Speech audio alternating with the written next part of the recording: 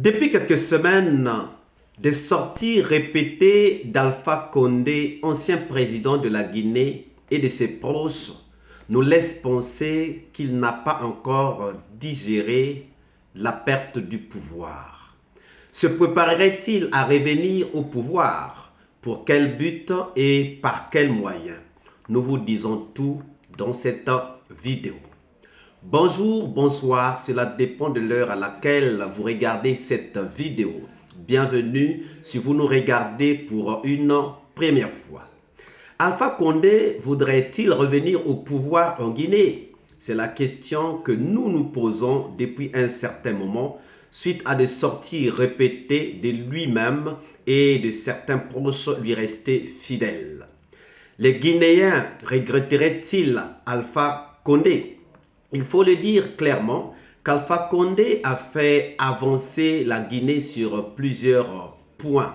Nous pouvons parler des avancées très importantes dans le secteur de l'eau et dans le secteur de l'électricité qui sont parmi les secteurs vitaux pour une population. Et puis, ayant été l'incarnation de l'arrivée de la démocratie, car il a vraiment lutté pendant 4 décennies contre vents et marées, la Guinée ne peut pas oublier un tel homme qui a lutté en faveur d'une ouverture démocratique pendant que les régimes étaient les plus durs, les plus difficiles possibles en Afrique. Cependant, cela n'exclut pas que les Guinéens ont eu à un certain moment un dégoût d'Alpha Condé. Les motivations du coup d'État contre Alpha Condé. Quelles sont les motivations du coup d'État qui avait été mené contre Alpha Condé? Il faut noter la conversation entre les poutistes et Alpha Condé quand il a été surpris cette nuit du 5 septembre 2021. Les poutistes lui disent qu'ils ont fait un coup d'État parce que ça ne va pas. Ce qui semble surprendre Alpha Condé qui demande comment ça ne va pas. Et on lui fait savoir que le peuple souffre. Et ils lui disent aussi, si nous sortons, la population va nous soutenir. Et c'est ce qui est arrivé. Alors, les poutistes ont parlé au nom du peuple, au nom de la population. Mais ce peuple était-il réellement avec les poutistes? Nous pouvons dire que même si le peuple n'a pas été à la conception du coup d'État, il lui a quand même été salutaire. Donc nous pouvons dire que le peuple a admis cela, le peuple a signé. Mais qu'est-ce que le peuple pouvait reprocher à Alpha Condé? Nous pensons que Alpha Condé, comme opposant et Alpha Condé président sont deux personnes très différentes. Nous parlons d'Alpha Condé opposant parce que c'est en tant qu'opposant qu'il a eu la notoriété. Lutte pour l'état de droit, combat pour la démocratie, combat pour le développement. C'est vrai que les efforts se faisait remarquer petit à petit, mais le changement de la constitution n'a pas aidé Alpha Condé. Le troisième mandat n'a pas aidé Alpha Condé. Cela n'a pas joué en sa faveur. Les Guinéens étaient déjà avertis de par l'expérience d'autres pays tels que le Sénégal et donc avaient trouvé en Alpha Condé un dictateur qui ne disait pas son nom par les tripatouillages de la Constitution. Ce qui était donc très différent de l'opposant. Cela peut déjà suffire pour justifier la colère du peuple récupérée par les militaires pour faire ce coup d'État. Mais qu'est-ce qui a fragilisé le pouvoir d'Alpha Condé? Lui-même, Alpha Condé, reconnaît trois erreurs majeures qui ont conduit à sa chute. La première erreur, c'est après avoir réussi son troisième mandat, il a tout fait tout de suite de couper le fil avec certaines personnes qui avaient accès à lui et a même changé ses numéros de téléphone portable. Une erreur qui l'a privé de certaines informations que les gens qui étaient autour de lui, mais qui ne l'étaient plus maintenant, pouvaient avoir à lui fournir. La deuxième erreur serait sa naïveté, la naïveté d'Alpha Condé sur de lui-même, suite aux réformes de l'armée engagées depuis 2011. Il se disait que l'armée était devenue républicaine, que les putschs n'appartenaient plus qu'à l'histoire, les putschs n'appartenaient plus qu'au passé. C'est même pour cela qu'il aurait refusé de transférer les services de renseignement chez lui et d'en être lui-même l'autorité.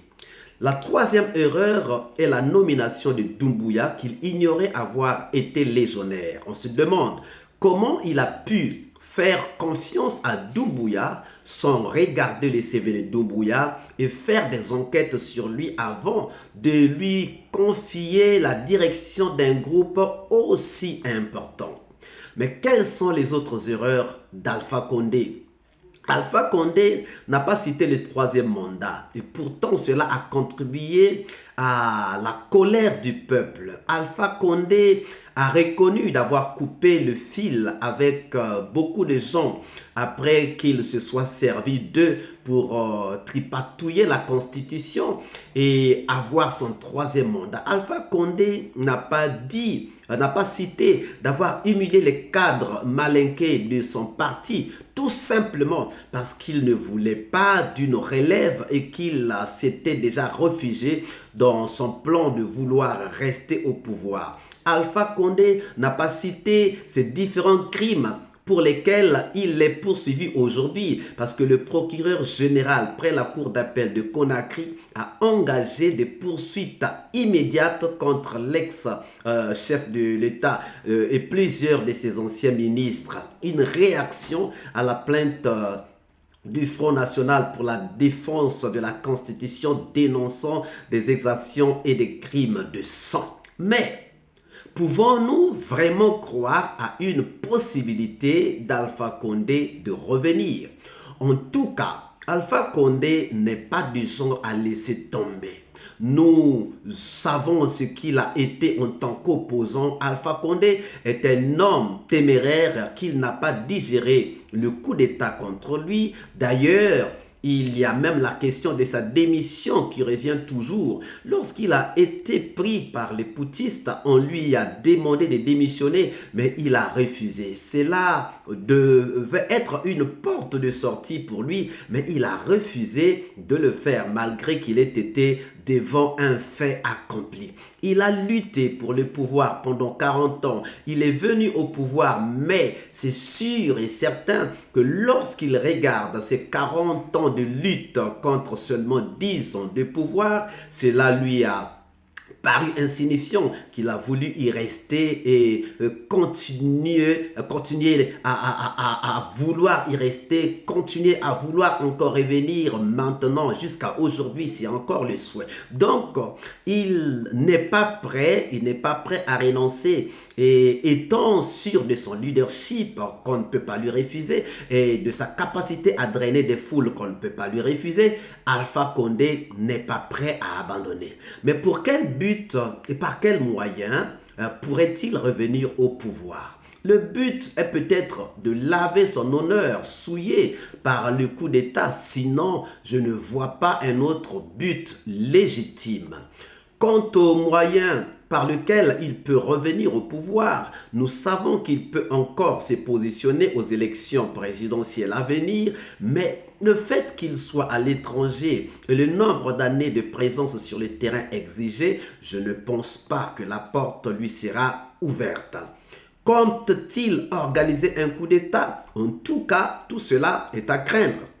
Car lorsqu'on voit l'oppression faite par Doumbouya sur les anciens proches d'Alpha Condé, il est à craindre que la Guinée replonge. Ce n'est pas ce que nous souhaitons, mais il faut avoir cela à l'œil.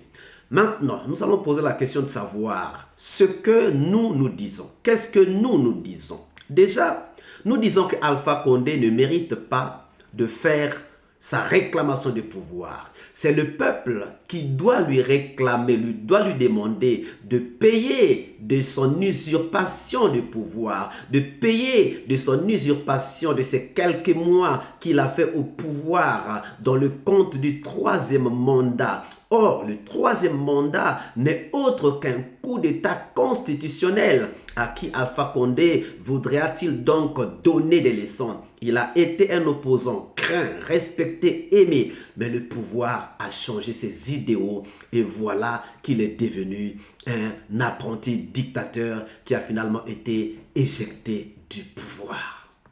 Et vous, que pensez-vous?